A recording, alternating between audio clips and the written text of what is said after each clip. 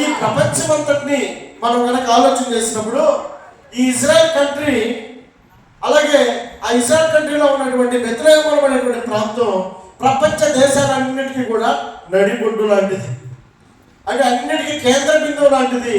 అలాంటి మధ్య ప్రాంతాన్ని దేవుడు ఎన్నుకొని మనందరినీ కూడా నేటి వరకు, నీ వరకు, నా కొరకు మనందరినీ కూడా ఆయన బలపరచడానికి అక్కడ చెల్లించడం జరిగింది. దేవునికి స్తోత్రం చెల్లిద్దా? హల్లెలూయా. ఆషామాషిగా ఆయన లోకంలోకి రావడానికి ఏమాత్రం కూడా ఆయన అనుకోలేదు, కానీ ఆయనకంటే ఒక చరిత్ర ఉంది. చరిత్ర ప్రకారంగా ఆయన ఈ లోకానికి అనుదించాడు. పరిశుద్ధ గ్రంథంలో ఒక మాట మనం ఆలోచన చేసినప్పుడు మత్తయి రాసినటువంటి సువార్త 1వ అధ్యాయం, మత్తయి రాసిన సువార్త 1వ అధ్యాయము 20-21 వచనం చదువుదాం. అమ్మా, అతడు ఈ సంగతులను గురించి ఆలోచించుచుండగా ఇదిగో ప్రభువు దూత స్వప్నమందు అతనికి ప్రత్యక్షమై, దావీదు కుమారుడైన యోసేపు, నీ భార్య అయిన మరియను చేర్చుకొనుటకు భయపడకుము, ఆమె గర్భము ధరించినది పరిశుద్ధాత్మ వలన కలిగినది. ఆమె ఒక కుమారుని కనును, తన ప్రజలను వారి పాపముల నుండి ఆయనే రక్షించును కనుక ఆయనకు యేసు అను పేరు పెట్టుదమనెను. దేవుని స్తోత్రం చెల్లిద్దా? హల్లెలూయా. ప్రవచనాత్మకమైనటువంటి మాట. యేసుక్రీస్తు ప్రభుల వారు ఇంకా ఈ భూలోకానికి అనుదర్శక మునుపు తన మరియ భర్త అయినటువంటి యోసేపుతో ప్రధానము చేయబడినటువంటి మరియ గర్భాన అందరూ రకరకాలుగా మాట్లాడుకునేటువంటి సమయాన, హేళనగా అవహేళనగా మాట్లాడుకునేటువంటి సమయాన మరియ అనబడేటువంటి ఒక కన్యక యోసేపు అనబడేటువంటి వ్యక్తికి ప్రధానము చేయబడినటువంటి సమయంలో స్వప్నమందు దేవుని యొక్క దూత మాట్లాడినటువంటి మాట, ఇదిగో నీ భార్య అయినటువంటి, నువ్వు చేసుకోబోయేటువంటి భార్య అయినటువంటి మరియ గర్భాన యేసు అనబడేటువంటి ఒక వ్యక్తి పుడతాడు. ఆయన తన ప్రజల పాపముల నుండి ఆయన విడిపించేవాడై ఉన్నాడని ముందుగానే యోసేపుకు తెలియపరచబడుతున్నటువంటి మాట అది. యేసుక్రీస్తు ప్రభుల వారు ఎందుకు ఈ లోకానికి వచ్చాడు, ఎందుకు ఈ లోకములో ఆయన అనుదించాలనుకున్నాడు? గొప్ప దేవుడు, పరలోకంలో నివసించడానికి యోగ్యత కలిగినటువంటి దేవుడు. ఆయన పరిశుద్ధుడు, నిష్కల్మషుడు, పాపంలో చేరక ప్రత్యేకముగా ఉన్నవాడు. అలాంటి గొప్ప దేవుడు ఈ భూలోకంలో కనిపించడానికి గల కారణం ఈ రాత్రి వేళ నీవు నేను మనం తెలుసుకోగలిగితే, దేవుడు నీ కోసం, నా కోసం, మనందరి కోసమైనా అనుదించిన వాడే. దేవునికి మహిమ కలుగును గాక. హల్లెలూయా. డాక్టర్ గారు ఎప్పుడు వస్తారు?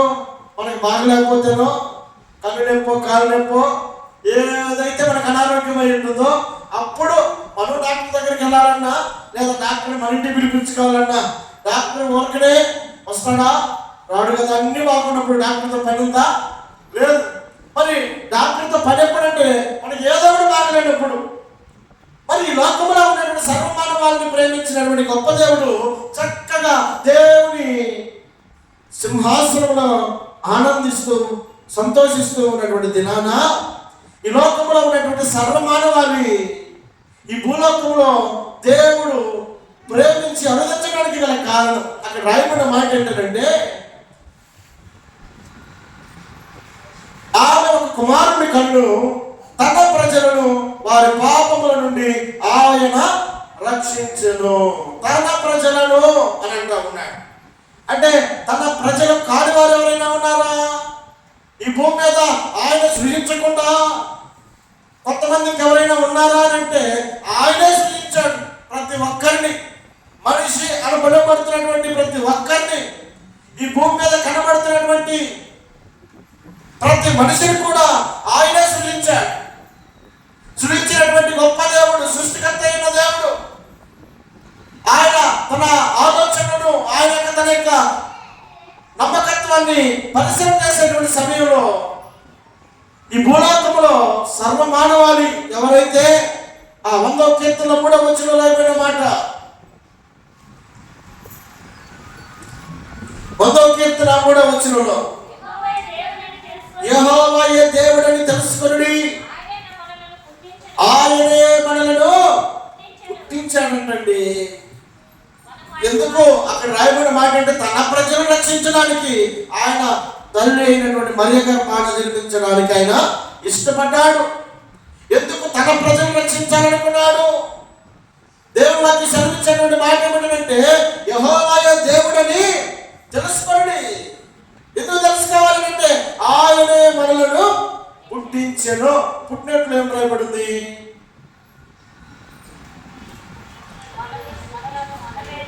మనలను మనమే సృజించుకోలేదంట.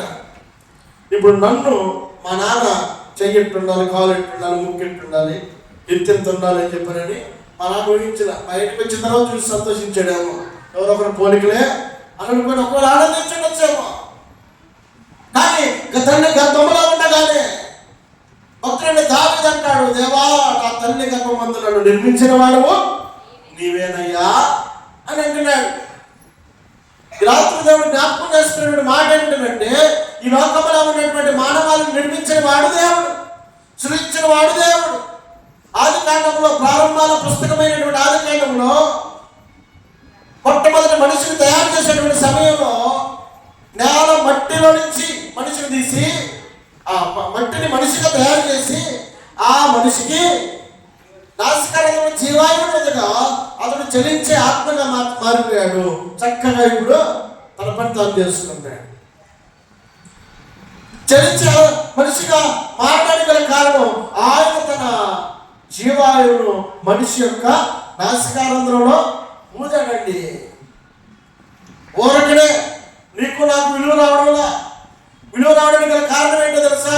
ఒకవేళ కనుక ఈ రాత్రి కనుక నేను కనుక నాలో ఉన్న ఆత్మ కనుక వెళ్ళిపోయింది అనుకో, పడిపోయి ఉంటా. కదలలేని మెదలలేని నా వల్ల అయ్యే పని కాదు. మనిషి ఉన్న ఆకారానికి 5.5 అడుగులు ఉంటాడేమో. ఉపయోగం ఉందా? లోపల ఆత్మ కనుక లేకపోతే ఏం చేస్తారు? 2 రోజులు ఉంచుకుంటారు, 3వ రోజు తీసి బయట పడేయండి అంటారు. అంటే లోపల ఉన్నటువంటి ఆత్మ ఎంతో విలువైనదండి. దేవుని వాక్యం సెలవిస్తూ ఉంది, నరుని నాసికారంధ్రంలో జీవాయువును వదగా మనిషి జీవాత్మగా మార్చబడ్డాడండి. అంటే దేవుడిచ్చినటువంటి ఆయుష్ ఏదైతే ఉందో, దేవుడిచ్చిన ఆయువు ఏదైతే ఉందో మనిషిలో ఉంది కనుక మనిషి విలువ కలిగినటువంటి వ్యక్తిగా భూమి మీద చలాయించగలుగుతూ ఉన్నాయి. విలువ రావడానికి గల కారణం దేవుడిచ్చినటువంటి జీవాయువు. ఆ జీవాయువును సంతరించుకొని చక్కగా ప్రయాణిస్తున్నటువంటి మనిషి ఇక పోను తనకిష్టమైనట్టుగా ప్రవర్తించడం మొదలుపెట్టాడు. తనకు నచ్చినట్టుగా ప్రవర్తించడం మొదలుపెట్టాడు. ఇక నాకెవరు అడ్డం అన్నట్టుగా ప్రయాణాన్ని కొనసాగిస్తా ఉన్నాడు. దేవుని వాక్యంలో తెలియపరచబడినటువంటి మనిషి యొక్క మనస్తత్వం పరిస్థితులు ఎలా ఉంటాయని యెషయా గ్రంథంలో 8వ అధ్యాయంలో చివరిలో అయిపోయిన మాట ఏమిటంటే, యెషయా గ్రంథము 8వ అధ్యాయం చివరి వచనం, ఆ భూమి తట్టు తేరి చూడగా బాధలను అంధకారమును ఆ దుస్సహాయమైన వేదన కలుగును. వారు గాఢాంధకారములోనికి. అదండి దేవుడు కోరుకుంది. ఒకటైతే మనిషి చేస్తున్న ప్రవర్తన మరొకటి. తనకిష్టమైనట్టుగా దేవుడికి ఇష్టమైనంత కాలం మనిషి చక్కగా ఉన్నాడు. దేవుడు కూడా పట్టించుకోవాలా, ఏం పర్వాలేదు అనుకుంటా ఉన్నాడు. ఎప్పుడైతే మనిషి తన ఇష్టం నెరవేర్చుకోవడం మొదలుపెట్టాడో మనిషి తన పతనాన్ని తాను కోరుకుంటా ఉన్నాడు. ఇక పడిపోవడానికి సిద్ధంగా ఉన్నాడు. వాక్యం సెలవించేటువంటి మాట ఏమిటి? వాక్యం చెప్తున్న మాట చదవండి ఒకసారి. భూమి తట్టు తేరి చూడగా బాధలను అంధకారమును దుస్సహాయమైన వేదన కలుగును. ఎందుకు దుస్సహాయమైన వేదన ఎందుకు కలుగుతూ ఉంది? ఆయన ఆకాశం నుండి భూమి వైపు తేరి చూసినప్పుడు, తాను నివాస స్థలంలో నుండి భూలోక నివాసులందరి వైపు ఆయన తన కళ్ళ దృష్టిని మలిచినప్పుడు మనిషిని చూడగానే ఆందోళన చెందుతున్నాడు, బాధపడతా ఉన్నాడు, కృంగిపోతా ఉన్నాడు. ఆయన మనం ఆశామాషి మనుషులం కాదు. ఆయన మోహం, ఆయన తలంపులు, ఆయన రూపాన్ని సంతరించుకుని ఆయన మనలను పుట్టించిన వాడు ఆయన. కనుక ఆయనకున్నటువంటి బాధ, దేవునికి ఉన్నటువంటి బాధ్యత రాత్రి మనం గమనించగలిగితే భూమి తట్టు తెర చూసినప్పుడు వేదన కలుగుతా ఉంది. ఎందుకంటే వారు గడాంధకారంలోనికి తొలివేయబడుతున్నారు. చీకటిలోకి ఇక కనిపించకుండా మనుషులు వారికి నచ్చినట్లుగా వారి ప్రవర్తన మార్చుకోకుండా వారికి ఇష్టమైనట్లుగా ప్రవర్తిస్తూ ఉన్నారు. వారి ప్రవర్తన ఎలా ఉందో తెలుసా? ఆదికాండం 6వ అధ్యాయంలో 5వ వచనం అనుకుంటా.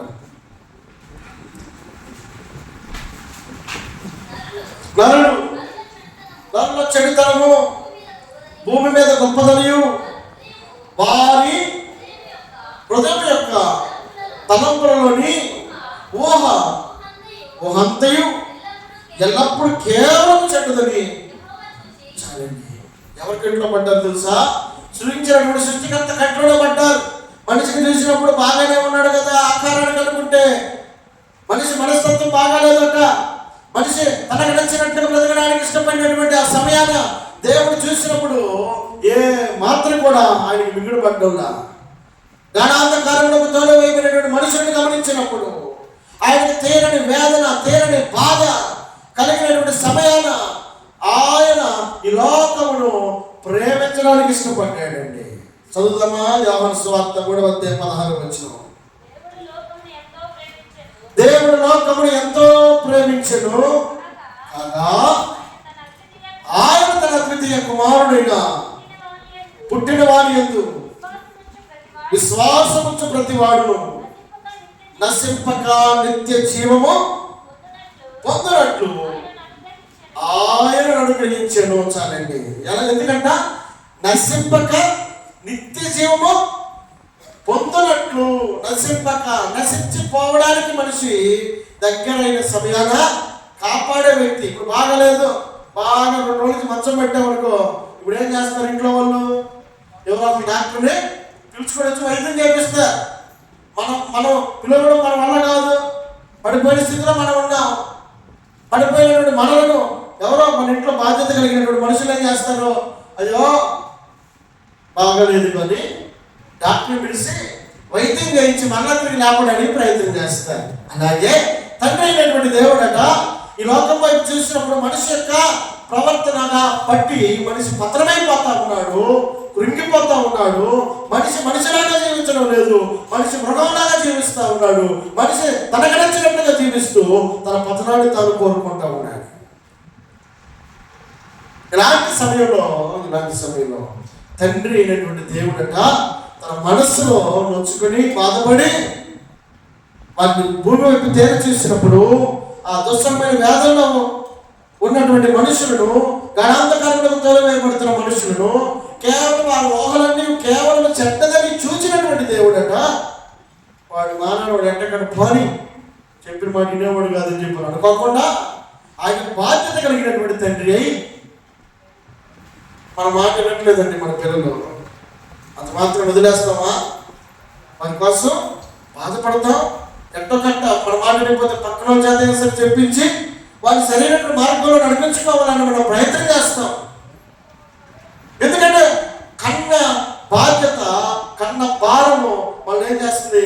ఆ బిడ్డను సరైన మార్గంలో నడిపించడానికి ముందుకి నడిపించగలుగుతారు. అలాగే తండ్రి చూసినప్పుడట మనిషి యొక్క ప్రవర్తనను బట్టి తను పతనమైపోవడానికి సిద్ధమైనటువంటి మనుషులకు దేవుడు ఈ లోకాన్ని ఎంతో ప్రేమించాడట. దేవుడికి మహిమ కలుగునుగాక. హల్లెలూయా. దేవుడు లోకాన్ని ఎంతో ప్రేమించాడు. నీ కాడ అన్ని సౌఖ్యంగా ఉన్నాయని కాదు, అన్ని బాగా ఉన్నామని కాదు. ఎలాంటి వారిని వారి ఊహలని కేవలం చెడ్డదని చూశాడు ఆయన. తెలుసు, నీ మనస్తత్వం తెలుసు, నీ మనసు తెలుసు, నీ క్రియలు తెలుసు, నీ ప్రవర్తన తెలుసు, నీ మార్గం తెలుసు, అన్నీ తెలుసు. కానీ ఈ లోకాన్ని ఆయన ప్రేమించి ఏం చేశాడు? ఆయన తన ద్వితీయ కుమారునిగా పుట్టిన వారి యందు విశ్వాసముంచు ప్రతి వారికి నశింపక నిత్య జీవము పొందునట్లు. అదండి ఈ లోకానికి రావడానికి గల కారణం ఏంటో తెలుసా? నశించిపోయిన వారిని వెతకి రక్షించుటకు మనుష్య కుమారుడు అయినటువంటి యేసుక్రీస్తు ఈ లోకమునకు తండ్రి చేత పంపబడి ఉన్నాడు. దేవుడికి మహిమ కలుగును గాక. హల్లెలూయా. ఆయన మన పాపముల నుండి విడిపించేవాడు. ఆయన దేవుని వాక్యం చదివించేటువంటి మాట, మనం ఆ మూల వాక్యం చదివిన మాట 1వ అధ్యాయం వచ్చిన మత్తయి రాసిన సువార్తలో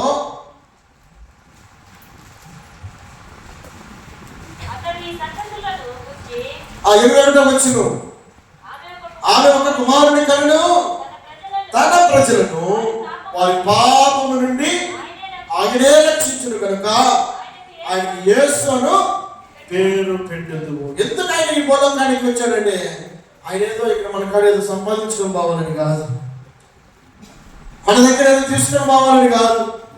ఆయన మన కోసం మనకి ఇవ్వడానికి వచ్చాడు, మనకి చెయ్యి అందించడానికి వచ్చాడు. ధర్మశాస్త్ర గ్రంథం ప్రకారం అయితే పాపం చేసిన వ్యక్తిని రాళ్లతో పట్టాలి, అగ్నిలో పడేయాలి, ఇక ఆ మనిషి కనపడకుండా చంపేయాలి ధర్మశాస్త్రం చెప్పేటువంటి మాట. యేసుక్రీస్తు ప్రభువుల వారు దాన్ని సవరించి ఈ మనిషిని పాపము ఏదైతే ఏలుబడి చేస్తా ఉందో పాపాన్ని తీసివేయడానికి వచ్చాడు, కానీ పాపిని మాత్రం రక్షించడానికి వచ్చాడండి. దేవుడికి మహిమ కలుగును గాక. హల్లెలూయా. అంటే పాపమును మాత్రమే తీసివేయడానికి, ఆ పాపము చేత కొట్టుమిట్టాడుతున్న మనిషిని రక్షించడానికి ఆయన ఈ లోకానికి వచ్చాడు. ఎంత గొప్ప దేవుడండి, ఎంత బాధ్యత కలిగిన తండ్రి. నిన్ను నన్ను సృజించినటువంటి తండ్రి, మనం పోషిస్తున్న దేవుడు, మనం బలపరుస్తున్న దేవుడు, నిన్ను నన్ను కాపాడుతున్నటువంటి దేవుడు, ఇస్రాయేలును కాపాడబడి కొడుకును నిద్రపడిని సన్నిహించినటువంటి గొప్ప దేవుడు, మనల్ని ఆదరించడానికి, ప్రేమించడానికి మనలో ఉన్న మంచితనాన్ని బట్టి కాదు, కానీ మనలో ఉన్నటువంటి చెడ్డ గుణం ఆయనకి తెలుసండి, మనలో ఉన్న అవిధేయత ఆయనకి తెలుసు. ఇదిగో తన ప్రజలను రక్షించడానికి లోకానికి వచ్చాడు. ఎవరైతే ఈ భూలోకంలో ఉన్నటువంటి మానవాళిగా జీవిస్తూ ఉన్నారో వారందరి యొక్క పాపమును మోసుకొని వెళ్ళడానికి వచ్చాడు. ఇప్పుడు ఈ రాత్రి కాల సమయంలో మనం గమనించాల్సిన సత్యం ఏంటంటే, నువ్వు చేయాల్సిన పని ఏంటో తెలుసా? దేవా, నేను ఈ పాపంలో ఉన్నానయ్యా, ఈ శాపంలో ఉన్నానయ్యా, ఈ తప్పిదంలో ఉన్నానయ్యా, నన్ను క్షమించు అనే మాట నీ నోట రాగానే ఆయన క్షమించేటువంటి మనసు కలిగిన వాడు ఎవరిస్తారు? ఇంత అధికారం, ఇంత ఆధిక్యత, ఇంత అవకాశము ఎవరిస్తారు? నిన్ను, నన్ను, మనను ప్రేమించాడు గొప్ప దేవుడు. మనకు ఉచితంగా ఇచ్చాడు రక్షణ, ఉచితంగా ఇచ్చాడు. అయ్యా, నేను ఈ పాపంలో ఉన్నాను, నన్ను క్షమించయ్యా, నన్ను విడిపించయ్యా అని చెప్పి నువ్వు అడిగితే చాలండి. ఏమంటాడు అక్కడ? యోహాను 3:16లో ఎంతో ప్రేమించను కాగా ఆయన తన అద్వితీయ కుమారునిగా, గమనించండి, పుట్టిన వాని యందు ఎవరైతే నమ్మకం కలిగి ఉంటారో, విశ్వాసం ఉంచుతారో, ఆయనను బాగు చేస్తాడని, నన్ను పరిశుద్ధునిగా మారుస్తాడని, ఆయనను పవిత్రుడిగా మారుస్తాడని ఎవరైతే విశ్వసిస్తారో, నమ్మకం కలిగి ఉంటారో, నశింపక నిత్య జీవము పొందునట్లు చాలండి. మన కుమారుని విశ్వాసం ఉంచాలి. యేసయ్యను క్షమించగానంటే తప్పక క్షమించే మనసు కలిగిన వాడండి. నిన్ను క్షమించడానికి, నిన్ను ప్రేమించడానికి, నిన్ను హక్కును చేర్చుకోవడానికి దేవుడు ఈ లోకానికి వచ్చాడు. ఎంత సంతోషం, ఎంత ఆనందం. ఇక ఒక్కరి కోసం కాదు, ఆయన తారతమ్యం చూపించేవాడు కాదు. ఈ లోకంలో సర్వ మానవాళి కోసం ఆయన అరుదించిన గొప్ప దేవుడండి. ఒక దేవుడు మనిషిలో కూడా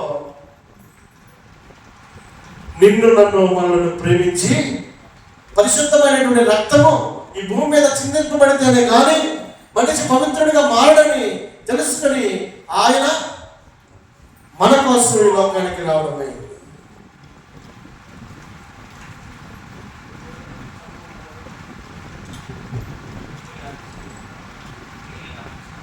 చందమామ మీద అడుగుపెట్టినటువంటి నీల్ ఆర్మ్స్ట్రాంగ్ అని చెప్పినటువంటి వ్యక్తి చందమామ మీద అడుగు పెట్టేసి వచ్చాడంట. వచ్చి ఆ అక్కడ ఉన్నటువంటి దిగొచ్చినప్పుడు అందరూ కూడా ఇంటర్వ్యూ చేస్తూ ఉన్నారు. ఇంటర్వ్యూ చేస్తూ ఉంటే గొప్పగా చెప్పుకోవడానికి అవకాశం ఉంది. అంటే చందమామ మీదకి వెళ్ళి అడుగుపెట్టి రావడం అంటే అది ఆశామాష పని కాదు. అలాంటి గొప్ప కార్యం చేసినటువంటి నీల్ ఆర్మ్స్ట్రాంగ్ని ఇంటర్వ్యూ చేస్తూ ఉన్నప్పుడు ఆ ఇంటర్వ్యూ చేస్తున్నటువంటి వ్యక్తులతోటి ఇతను చెప్పేటువంటి మాట ఏమిటంటే, అయ్యా నేను చందమామ మీద అడుగు పెట్టానని చెప్పని నన్ను ఏదో గొప్పగా చూస్తున్నారే, ఇంత ఆధిక్యత నాకు ఇస్తున్నారు. ఇదిగో దేవుడు ఈ భూలోకంలో అడుగు పెట్టాడే, ఇక ఆయనంతా గొప్పవాడండి అని సాక్ష్యం ఇచ్చి దేవుని కనపరిచాడు. దేవుని స్తోత్రం చెల్లిద్దా? హల్లెలూయా. అంటే పరలోకములో నివసించేటువంటి యోగ్యత కలిగినటువంటి దేవుడు పాపులమైనటువంటి మనలను ప్రేమించి లోకంలో అడుగుపెట్టాడు. ఈ గొప్ప తరుణము నీవు నేను సంతోషించదగినది. దేవుడికి మహిమ కలుగును గాక. హల్లెలూయా, హల్లెలూయా. ఈ రాత్రికాల సమయంలో దేవుడు ఇచ్చిన అవకాశం ఏదైతే ఉందో, ప్రతి సంవత్సరము మనం క్రిస్మస్ జరుపుకుంటూ ఉన్నాం. ఈ క్రిస్మస్ మనకును మన కుటుంబమునకును ఎంతో ఆశీర్వాదం అయ్యింది. రాత్రి వేళ నీవు నేను మనం చేయాల్సినటువంటి పని, ఆయన హృదయంలో మనం కనుక చేర్చుకోగలిగితే, ఆయన హృదయంలో మనం భద్రపరచుకోగలిగితే, ఆయన జన్మస్థలము బెత్లెహేమై ఉంటే, ఈ రాత్రి వేళ ఆయన జన్మస్థలము నీ హృదయమై ఉంటే ఎంత సంతోషం. నీ హృదయంలో ఆయన జన్మిస్తే ఎంత ఆనందం, నీ కుటుంబానికి ఎంత ఆశీర్వాదకరం. కాబట్టి నీ హృదయాన్ని దేవుడికి అప్పగించుకుని దేవుడికి స్థానాన్ని ఇవ్వగలిగితే నీవు, నీ కుటుంబము, నీ సమాజము ఆశీర్వాదకరంగా ఉంటుంది. దేవుడి మాటలు దీవించి ఆశీర్వదించునుగాక. ఆమేన్.